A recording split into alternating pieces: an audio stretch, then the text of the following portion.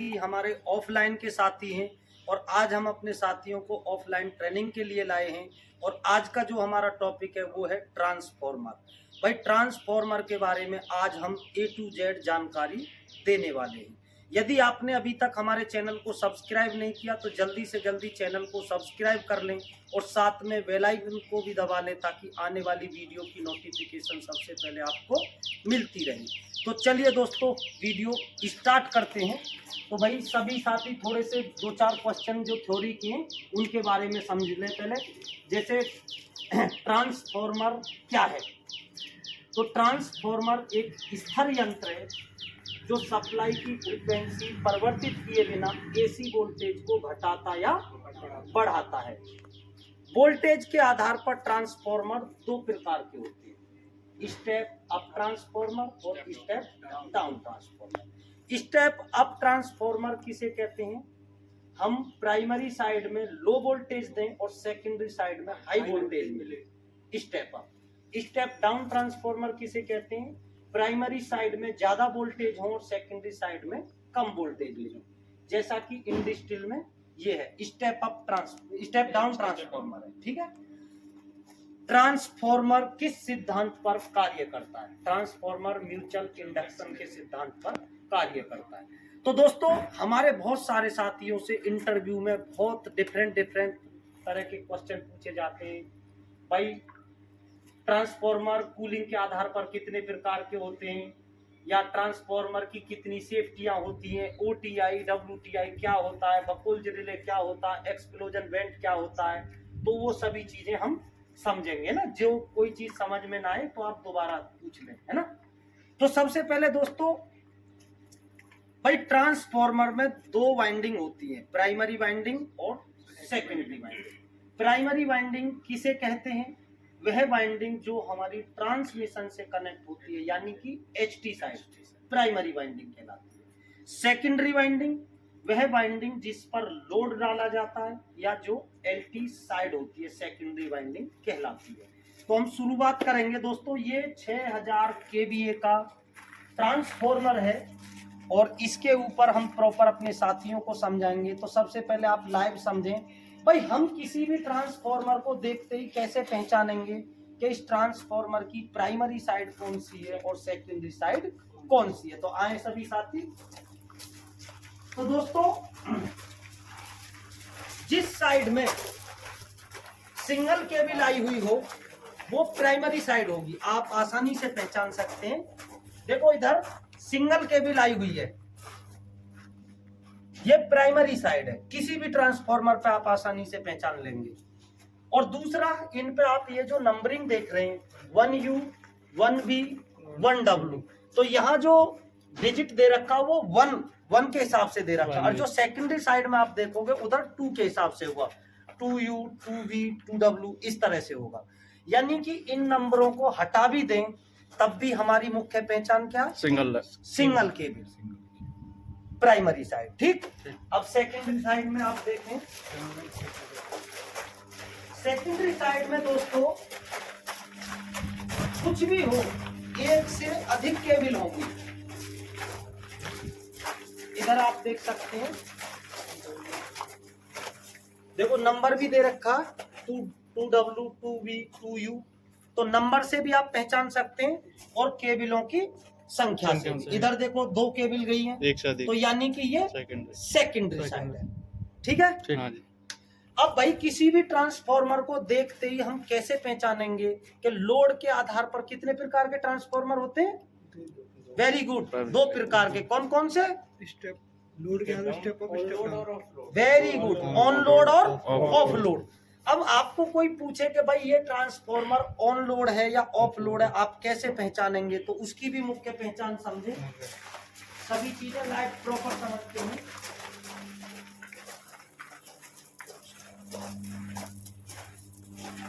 जिस ट्रांसफॉर्मर के साथ में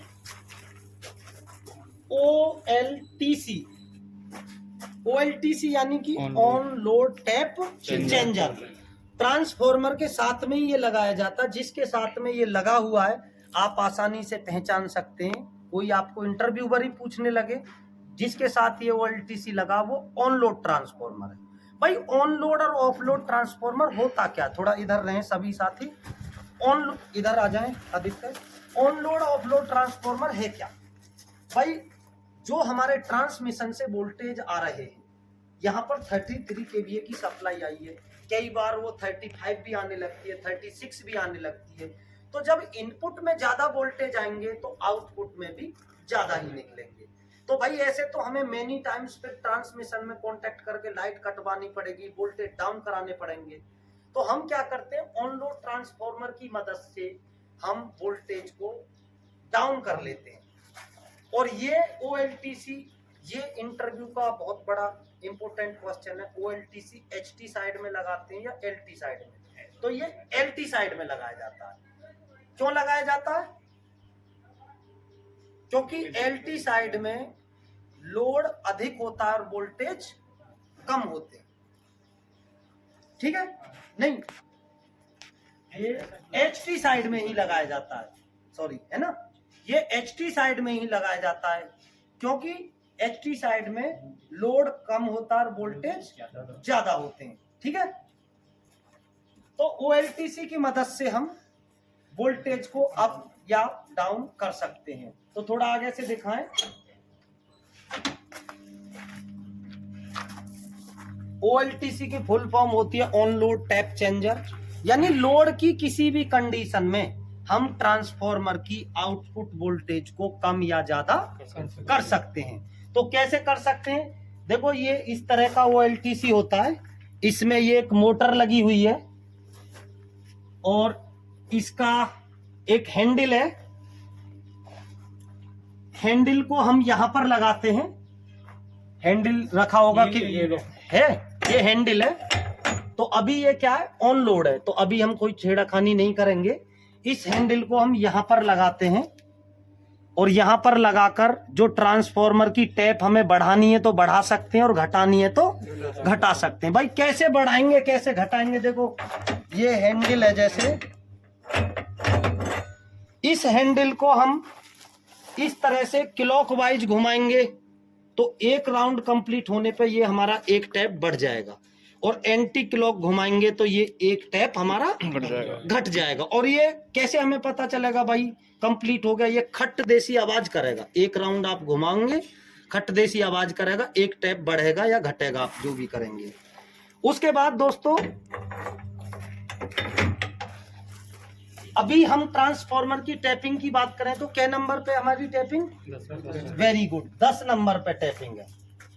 यहां पर हमें ये सेलेक्टर स्विच भी दिया है, रेज और लोअर, और अभी ये क्या है, ऑफ कंडीशन पे, यानी हम हैंडल से भी वोल्टेज को घटा बढ़ा सकते हैं और पुश बटन से भी घटा बढ़ा सकते हैं। पुश बटन को रेज का मतलब होता है बढ़ाना और लोअर का मतलब घटाना। तो दोस्तों हमें यदि बढ़ाना तो 1 टाइम रेज की तरफ करेंगे तो एक टैप बढ़ जाएगा, और लोअर की तरफ करेंगे तो एक टैप घट जाएगा, यानी हमें इसको स्टेप बाय बढ़ाना या घटाना, ऐसे नहीं आप कंटिन्यू पकड़ के रखें, ठीक है। अभी ये जो हमारा OLTC है, लोकल वर्किंग है या रिमोटली, यानी ये ऑटोमेटिकली वर्किंग है। जब हमारा नीचे जो LT पैनल में RTCC पैनल लगा है, उसकी कमांड AVR की कमांड यहाँ पर आ रही है, जो AVR पे हमने सेट पॉइंट दिया उसके अकॉर्डिंग ही हमारी टैप को चेंज कर रहा है, जो भी हमने सेट पॉइंट रखा है। और यदि हम इसे मैनुअल चलाएंगे तो फिर लोकल पे सेट करेंगे और मैनुअली घटाया बढ़ा सकते हैं। और इसमें ये देखो कुछ इंटरनल ओवरव्यू की बात कर लें, ये थर्मोस्टेट इधर दिखाएं थोड़ा सा, ये थर्मोस्टेट लगा हुआ है इसमें, और ये इस पे काउंटिंग दी हुई है, ये थर्मोस्टेट है, यानी इसके अंदर जो भी कोई मॉइस्चर ना हो उसके लिए होता है। हीटर ऑन हो जाएगा जैसे ही इसमें सेट पॉइंट दिया हमने, जैसे प्रेस है, जितना हम सेट करेंगे उतना हीट होके कटअप कर जाती है, तो ऐसे ही थर्मोस्टेट है। ये काउंटिंग दी है भाई हमने कितनी बार इस टैप को चेंज किया, आप देख सकते हैं, इकाई, दहाई, सैकड़ा, हजार, 10,000, यानी इतनी बार ये चेंज हो गया, चेंज कर दिया, ठीक है। तो समझ गए भाई OLTC के बारे में। ये गियर गिरारी है, जो हम मैनुअली हैंडल से घुमाते हैं ना, तो ये गिरारी के थ्रू ही टैपिंग चेंज होती है। ये एमसीबी जो लग रही है कहाँ? ये सब कंट्रोलिंग की है, कंट्रोलिंग के लिए जो इनके लिए सप्लाई दी है, ये कनेक्टर है। हाँ, वायर कनेक्ट करने के लिए कनेक्टर है ये। इनका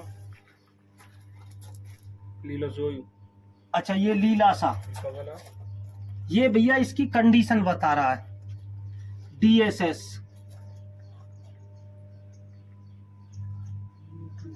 कंडीशन बताओ। चलो इसके बारे में समझ लेंगे। इसकी भी ये और बता दे। ये तो इसके इसी, सुकेंस दे रखे हैं, इसी का, हाँ, इसके दे इसी रखे का हैं। वो दे रखा, इसी का हाँ। डायग्राम दे रखा, प्रिकेशन दे रखे हैं हाँ। इसके बारे में क्या। ठीक है, ठीक है तो आगे और चीजें समझ लें। तो भाई ये कूलिंग के आधार पर ट्रांसफार्मर कितने प्रकार के होते हैं, तो कौन कौन से? एयर और water, sorry oil, oil dry, oil और ड्राई। ऑयल टाइप और ड्राई टाइप। टाइप। तो ये किस प्रकार का ट्रांसफार्मर है? Oil type. Very good, oil type. Oil type. दोस्तों, इस प्रकार का जो भी ट्रांसफार्मर जिसमें इस प्रकार की फिन्स दी हैं, ऑयल टाइप ट्रांसफार्मर है। ये कूलिंग फिन्स है, ठीक है। और भाई ट्रांसफार्मर में कौन सा ऑयल यूज करते हैं? Naphtha oil. Naphtha. Very good, naphtha mineral naphtha oil, mineral। ठीक है। भाई देखो होता क्या है, ये कूलिंग ट्यूब हमने क्यों दी है ना। ये जो पूरा टैंक है, इस पूरे टैंक के अंदर नेफ्ता मिनरल ऑयल भरा हुआ है, और जो ट्रांसफार्मर की दोनों वाइंडिंग है, प्राइमरी और सेकेंडरी वाइंडिंग, इसी ऑयल के अंदर है। और ऑयल का काम है वाइंडिंग को ठंडा करने के लिए ऑयल का इस्तेमाल किया गया। हाँ, और जब इस पे ट्रांसफार्मर पर लोड पड़ता है, वाइंडिंग हीट होती है, तो ऑयल वाइंडिंग को ठंडा करता है, तो ऑयल हीट हो जाता है, तो ऑयल इन कूलिंग ट्यूब्स के अंदर सर्कुलेट होता है, और इनके अंदर जो हमारी क्रॉस वेंटिलेशन हो रही है, नेचुरल एयर, उससे ये ऑयल ठंडा होता रहता है, ठीक है। हाँ जी। अब हम समझेंगे ट्रांसफार्मर की कितनी सेफ्टियां होती है ना। तो ट्रांसफार्मर की 3 मुख्य सेफ्टियां होती हैं, और इंटरव्यू में आप किसी भी लेवल पर जाएं, ये अवश्य पूछा जाता है। तो कौन कौन सी सेफ्टियां होती हैं? इधर खड़े हो, थोड़ा इधर मुंह करके। Very good. तो WTI OTI का सेट पॉइंट देखेंगे, या कैसे हम सेट करते हैं, और तीनों ट्रांसफार्मर की सेफ्टियां कहां पर लगी हैं।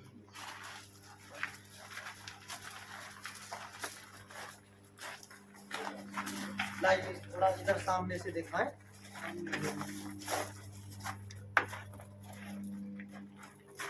तो सबसे पहले इसका नाम समझ लें, इसका नाम क्या है? इसका नाम है मार्शलिंग बॉक्स, है ना। Marshalling box. हाँ, मार्शलिंग बॉक्स इसका नाम है। जिस मार्शलिंग बॉक्स के अंदर ये हमारी दोनों सेफ्टियां होती हैं, OTI WTI।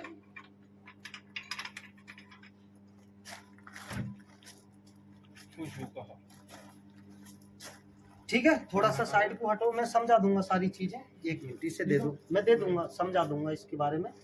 तो देखो भाई, ये हमारी 2 सेफ्टियां हैं ट्रांसफार्मर की। ये क्या है?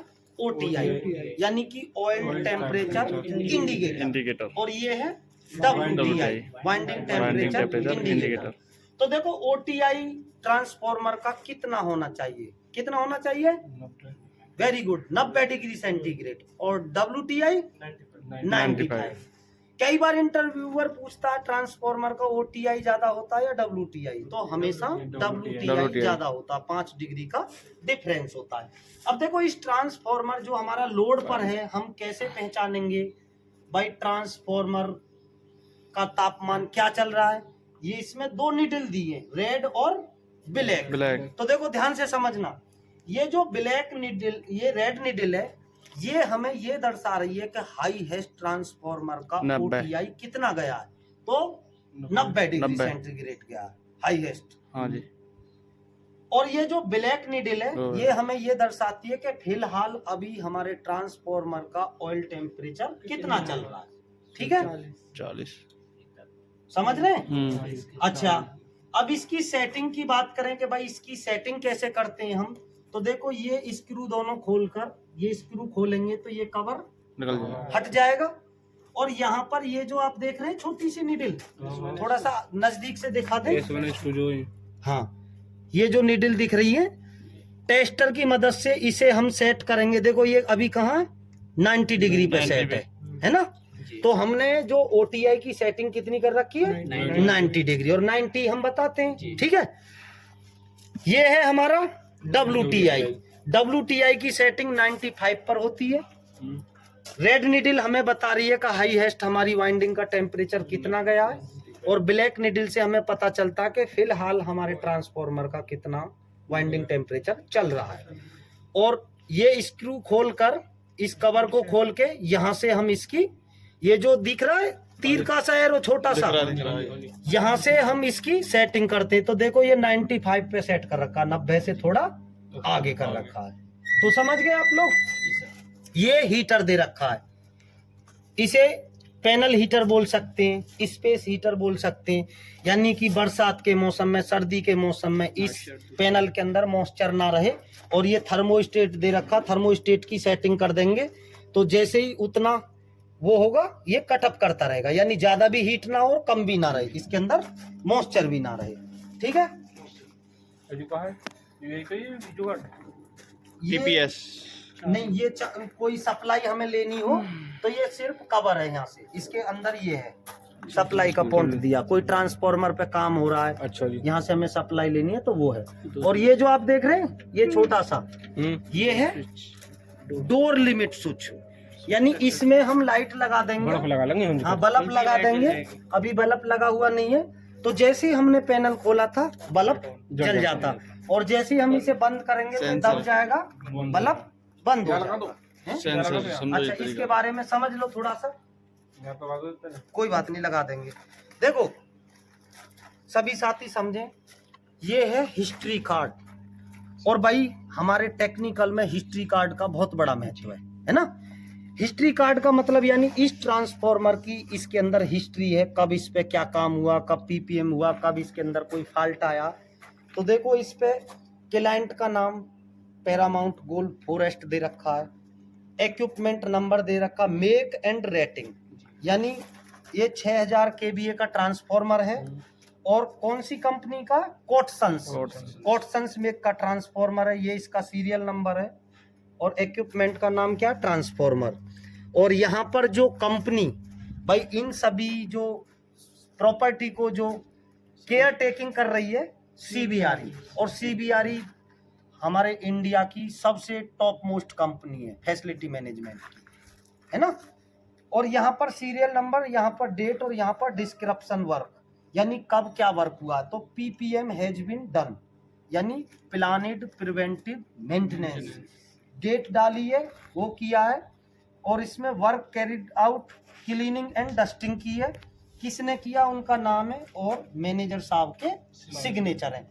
तो ये हमारे जितने भी ACB, BCB, SF6 motor, starter, panel, जो भी इक्विपमेंट होते हैं सब के ऊपर ये हिस्ट्री कार्ड लगाई लगा रहा है ना।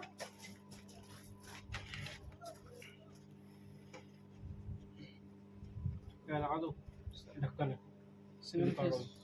कोई बात नहीं। तो भाई ये हमने 2 सेफ्टी समझी ट्रांसफार्मर की, और तीसरी सेफ्टी क्या है, और इंटरव्यू में उसके बारे में बहुत ही महत्वपूर्ण है, पूछा ही जाता है बकोल्ज रिले के बारे में, और हमारे बहुत सारे साथी सही से बकोल्ज रिले के बारे में बता नहीं पाते हैं। देखो इधर दिखाएं, ये जो ऊपर आप देख रहे हैं जूम करो, बकोल्ज रिले है ये, इधर से देख लें, कोई नहीं, उधर से थोड़ा दिक्कत आ रही है, इधर आ जाओ, इधर से देख लें। ट्रांसफार्मर टैंक है ये, है ना। ट्रांसफार्मर टैंक से जो कंजर्वेटर के लिए लाइन गई है, उसमें जो ये बीचों बीच में मिड सेंटर में लगाई है, ये है बकोल्ज रिले। भाई बकोल्ज रिले कैसे ऑपरेटेड होती है, कैसे वर्क करती है, इंटरव्यू में पूछा जाता है।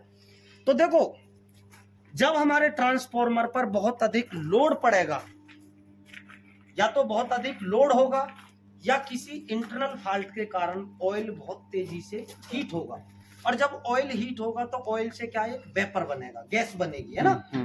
ये बकोल्ज रिले के अंदर क्या होता है, 2 फ्लोट होते हैं, फ्लोट A और फ्लोट B, और ये मरकरी स्विच होते हैं। जब गैस हमारे इस फ्लोट को स्केट करती है, तो अभी फिलहाल ट्रांसफार्मर वर्किंग है, तो ये क्या है NC, नॉर्मली क्लोज। तो गैस स्केट करते ही इसको एनो कर देती है।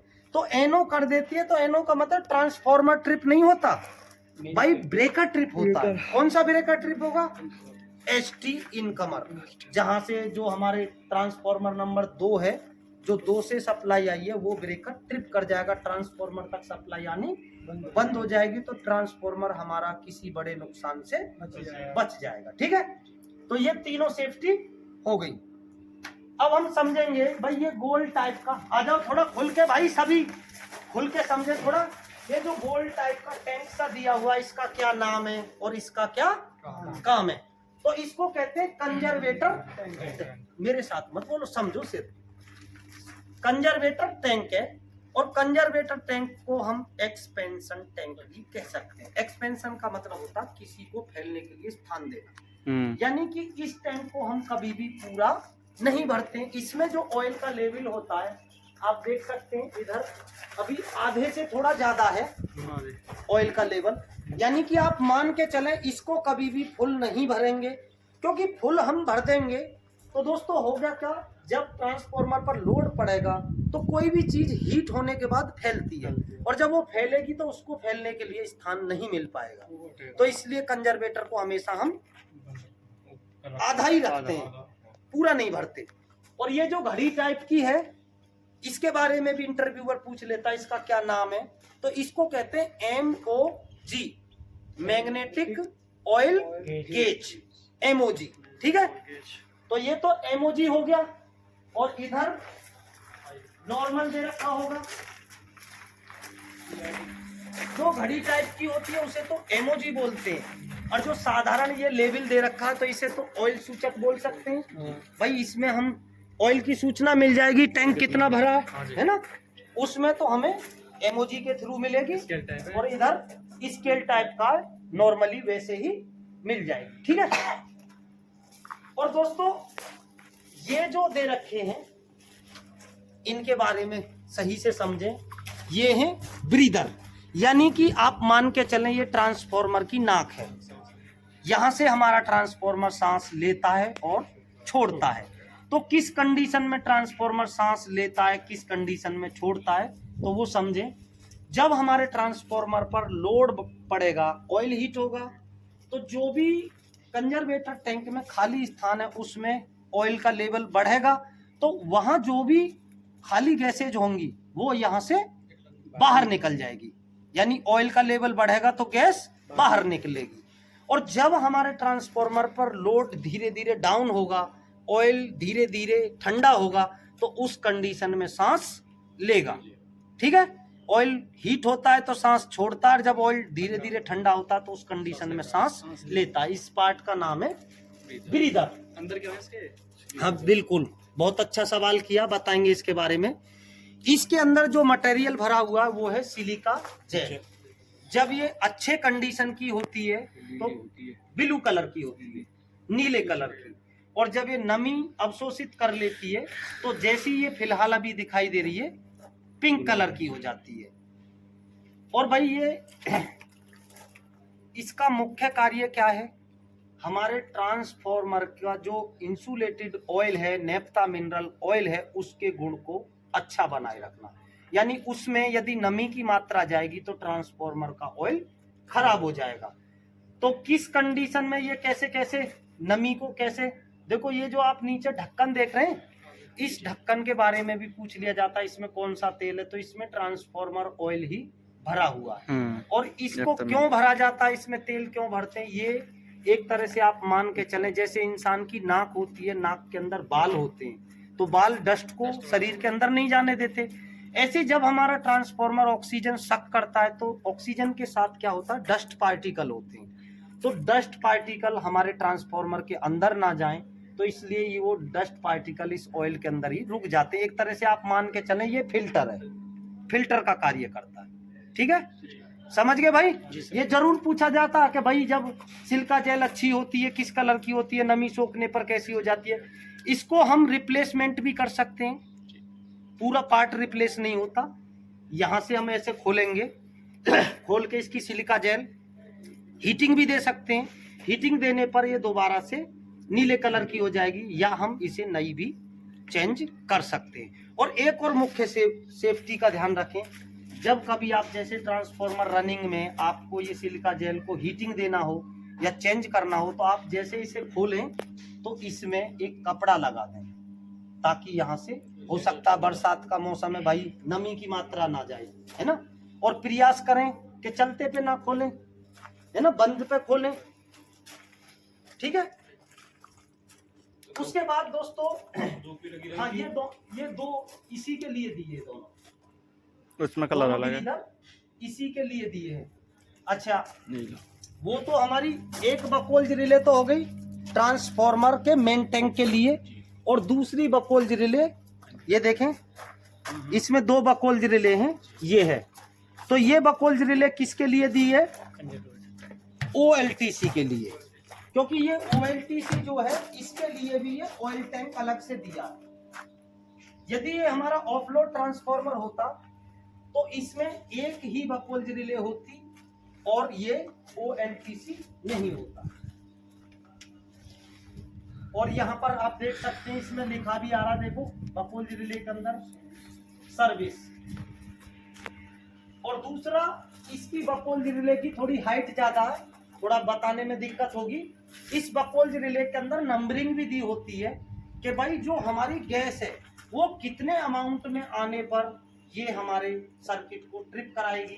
तो उसमें शायद 200 तक दिया होता, जब 200 के अमाउंट तक गैस बन जाती है तो यानी 200 से रेड इंडिकेशन स्टार्ट हो जाता है, 200 से पहले ग्रीन रहता है। क्योंकि मैंने और बहुत सारी वीडियो पहले बनाई है तो उनमें बहुत सारी बकोल्ज रिले में ये दिया होता है।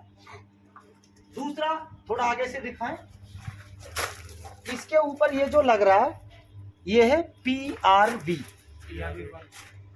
वाल्व, यानी प्रेशर रिलीज वाल्व। भाई इसके अंदर जो अननेसेसरी गैस वैस वो बनेंगी वो यहाँ से निकल जाती हैं, ठीक है। अब हम समझेंगे दोस्तों, इधर से दिखाएं थोड़ा, आप लोग भी इधर रहें। ट्रांसफॉर्मर में ये जो ऊपर की तरफ जो पाइप उठ रहा है आप देख रहे हैं, ऊपर की तरफ गांव में भी आप ट्रांसफॉर्मर देखेंगे उनमें भी दिखाई देता है, ऊपर की तरफ ये पाइप जाके जो नीचे की तरफ ये मुंह मुड़ रहा है, इसका नाम है एक्सप्लोजन वेंट। और इसका दूसरे नाम की बात करें तो इसे इमरजेंसी प्रेशर रिलीज वाल्व भी कहते हैं। ये किस कंडीशन में काम करता है? देखो, जब हमारे ट्रांसफॉर्मर पर कोई इंटरनल फॉल्ट होगा और ऑयल बहुत तेजी से हीट होगा, तो ये जो आप फ्लैंज देख रहे हैं ना, इस फ्लैंज के बीच में कांच की प्लेट लगाई हुई है। भाई कांच का मेल्टिंग पॉइंट क्या कम होता है और लोहे का मेल्टिंग पॉइंट बहुत ज्यादा फोर्स लगेगी। तो जब ट्रांसफॉर्मर में कोई इंटरनल फॉल्ट होगा तो ऑयल बहुत तेजी से हीट होगा, और ऑयल हीट होगा तो उसका एक प्रेशर रिलीज होगा। तो इसके डायफ्राम को तोड़कर ऑयल तेजी से ट्रांसफॉर्मर से बाहर निकल जाएगा और ट्रांसफॉर्मर फटने से बच जाएगा। आपने गांव में देखा होगा, ट्रांसफॉर्मर से ऑयल निकल जाता है और वहां पर जो फसल होती है वो फसल बिल्कुल बर्बाद। क्योंकि बर्बाद क्यों होगी? भाई देखो, ट्रांसफॉर्मर लोड पे चल रहा है, कोई इंटरनल फॉल्ट हुआ तो ऑयल तो पहले से हीट है, और जब वो ऑयल प्रेशर से निकलेगा तो काफी एरिया में स्प्रे कर देगा, तो उस एरिया की फसल बिल्कुल बेकार हो जाएगी। मगर ऑयल का ही तो नुकसान होगा, ट्रांसफॉर्मर फटने से बच जाएगा। तो क्या बोलते हैं इसे? इमरजेंसी प्रेशर रिलीज वाल्व या एक्सप्लोजन वेंट। और दोस्तों अब हम समझेंगे भाई ट्रांसफॉर्मर के जो कनेक्शन होते हैं, प्राइमरी वाइंडिंग सेकेंडरी वाइंडिंग के कनेक्शन किस में होते हैं, है ना, इंटरव्यू में जरूर पूछा जाता है। तो थोड़ा इधर से दिखाएं, प्राइमरी वाइंडिंग के कनेक्शन, थोड़ा इधर पे फोकस रखूं। प्राइमरी वाइंडिंग के कनेक्शन डेल्टा में होते हैं, सभी साथियों को पता होना चाहिए, डेल्टा में होते हैं। और सेकेंडरी वाइंडिंग के कनेक्शन स्टार में होते हैं। तो कौन साथी बताएगा क्यों करते हैं स्टार में? वेरी गुड, क्योंकि हाई टेंशन से हमें सिर्फ 3 फेज सप्लाई मिलती है, RYP। हाई टेंशन से हमें न्यूट्रल नहीं मिलता है, और सेकेंडरी वाइंडिंग के कनेक्शन स्टार में करके वहीं से हम न्यूट्रल पॉइंट प्राप्त करते हैं, ठीक है। अब हम जानेंगे भाई ट्रांसफॉर्मर के लिए कितने अर्थिंग की आवश्यकता होती है। तो ट्रांसफॉर्मर हो या जनरेटर हो, इंडियन स्टैंडर्ड के अकॉर्डिंग 4 अर्थिंग की आवश्यकता होती है, 2 बॉडी के लिए और 2 न्यूट्रल अर्थिंग के लिए। तो थोड़ा दिखाएं, लाइव समझ लें। देखो एक बॉडी अर्थिंग ये रही, बाहरी बॉडी से कनेक्ट की है, बॉडी अर्थिंग है, एक अर्थिंग हो गई।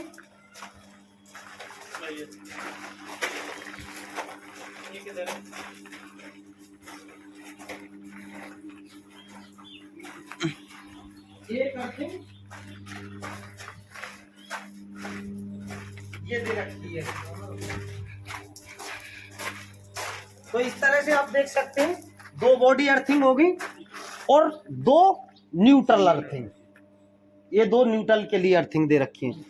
भाई कौन साथी बताएगा न्यूट्रल अर्थिंग, न्यूट्रल ग्राउंडिंग ना करें हम तो क्या होगा, आप बताएं, इधर आके बताएं। न्यूट्रल को ग्राउंडिंग ना करें तो क्या होगा, हमारा सर्किट पूरा नहीं होगा। सर्किट पूरा नहीं होगा। अच्छा, और क्या नुकसान होगा, सर्किट तो हमने न्यूट्रल तो आगे पास किया, हमारा मतलब ये इसको जो ग्राउंडिंग किया, ग्राउंडिंग क्यों करते हैं, नहीं करेंगे तो क्या होगा, नहीं करेंगे तो सर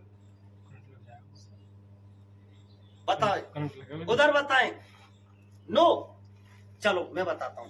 देखो दोस्तों, भाई हमारे पूरे इंडस्ट्रियल में जो सप्लाई गई हुई है, कहीं 3 फेज के इक्विपमेंट चलेंगे, कहीं सिंगल फेज के इक्विपमेंट चलेंगे, है ना। तो अब सिंगल फेज का इक्विपमेंट एक फेज और एक न्यूट्रल से चलता है ना। 3 फेज में न्यूट्रल की कोई जरूरत नहीं है। तो न्यूट्रल को ग्राउंडिंग करना इसलिए आवश्यक है, किसी कारणवश यदि हमारे न्यूट्रल में भी फेज चला गया तो एक 5 लाख की कोई टीवी है, उसके लिए यदि 2 फेज सप्लाई जाएगी तो टीवी क्या होगा, फूक जाएगा। और भाई यहाँ पर इतना बड़ा रेजिडेंशियल सोसाइटी, एक टीवी नहीं है, बहुत लोगों पे महंगे महंगे टीवी, फ्रिज, वॉशिंग मशीन होते हैं। यानी कि आप मान के चलें, यदि न्यूट्रल को ग्राउंडिंग नहीं किया और किसी कारणवश न्यूट्रल में फेज जाता है तो सिंगल फेज के जितने भी उपकरण हैं सभी उपकरण फूक जाएंगे, समझ गए। तो इसलिए न्यूट्रल को ग्राउंडिंग करना जरूरी होता है। अब दोस्तों यहाँ पर एक और महत्वपूर्ण चीज दी है, देखो NGR न्यूट्रल ग्राउंडिंग रजिस्टर, यानी ये और एक एडवांस सेफ्टी होगी हमारे लिए। भाई हम मोस्टली क्या करते हैं, न्यूट्रल अर्थिंग को न्यूट्रल को ले जाकर अर्थ पिट में कनेक्ट कर देते हैं, पर इसके द्वारा हमें और एडवांस सेफ्टी मिल गई। यानी कि ये क्या करेगा, किसी तरह का कोई सर्ज वोल्टेज होगा उसको भी ग्राउंड कर देगा। सर्ज वोल्टेज मान के चलें, जैसे इस एरिया में बारिश पड़ रही है, आसमानी बिजली चटक रही है, मान के चलें इसी एरिया में आसमानी बिजली पड़ जाती है, तो उस टाइम ट्रांसफॉर्मर हाई टेंशन से तो चलो 33 की जगह 35-36 लाइट आ सकती है, मगर आसमानी बिजली जो आएगी उसकी कोई लिमिट नहीं है, कितने वोल्टेज एकदम आ जाएंगे। तो उस कंडीशन में जो सर्ज, इसे कहते हैं हम सर्ज वोल्टेज, वो जो एक्स्ट्रा वोल्टेज आएंगे उनको ये जमीन में पास करा देगा, यानी ट्रांसफॉर्मर हमारा किसी बड़े नुकसान से बच जाएगा। तो इसे NGR बोलते हैं, न्यूट्रल ग्राउंडिंग रजिस्टर। तो और बताएं इसमें क्या चीजें हमारी छूट रही है भाई, है? हाँ भाई, अर्थिंग अलग से इसके लिए भी अर्थिंग दे दी है, वो भी एक उपकरण है, हाँ OTI WTI के लिए। और कोई अपना सवाल बताएं, कोई किसी के मन में ट्रांसफॉर्मर से रिलेटेड कोई क्वेश्चन हो तो, या और कोई पार्ट्स आपको दिखाई दे रहा हो जिसके बारे में समझना हो, थोड़ा नेम प्लेट समझ ले सब। देखो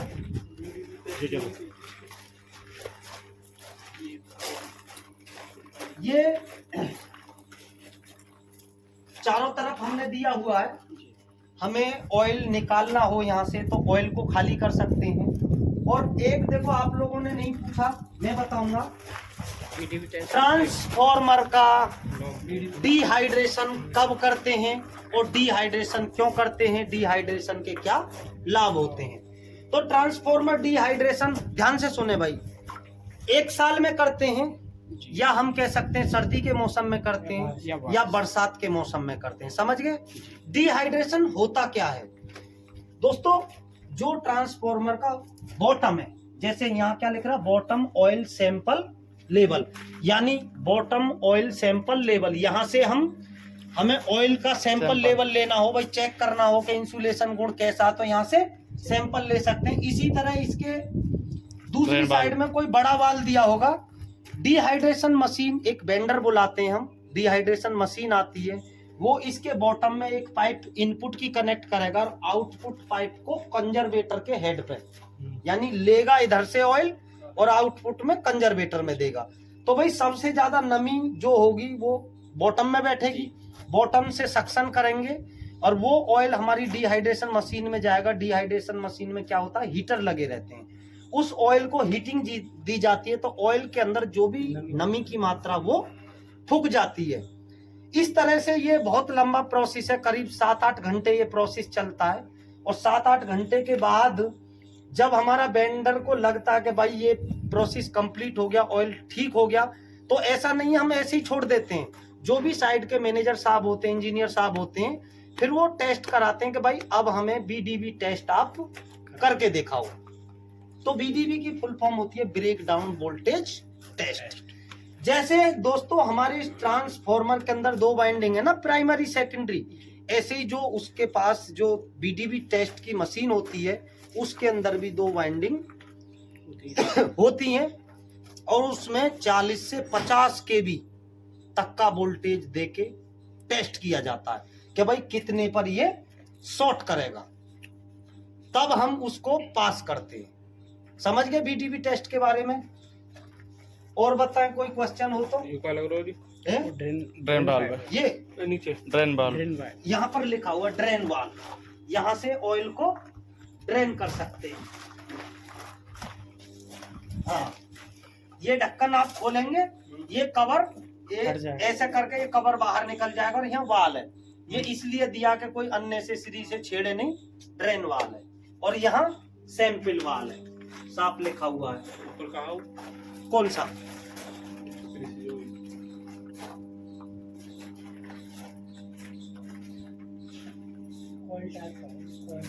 पीआरवी, प्रेशर रिलीज वाल है, देखो उस पर साफ लिख रहा है,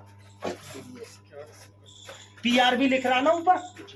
तो आ जाओ, मे भी लगता है आप ट्रांसफॉर्मर के बारे में सभी चीजें समझ चुके हैं, इसमें जो भी पार्ट्स आपको दिखाई दे रहे हैं। आ जाओ भाई सभी साथी, आ जाए, आ जाओ जल्दी जल्दी आ जाओ, आप इधर से आदित्य इधर आओ, आ जाओ भैया। तो दोस्तों उम्मीद करूंगा ट्रांसफॉर्मर के बारे में मैंने अपने साथियों को बिल्कुल प्रैक्टिकल समझाने का प्रयास किया है, और भी जो भी हमारे साथी जनित स्किल से। हेलो दोस्तों, भाई आप भी हेलो हाय कर दें। स्वागत है आप सभी का हमारे YouTube चैनल जनित स्किल में। दोस्तों ये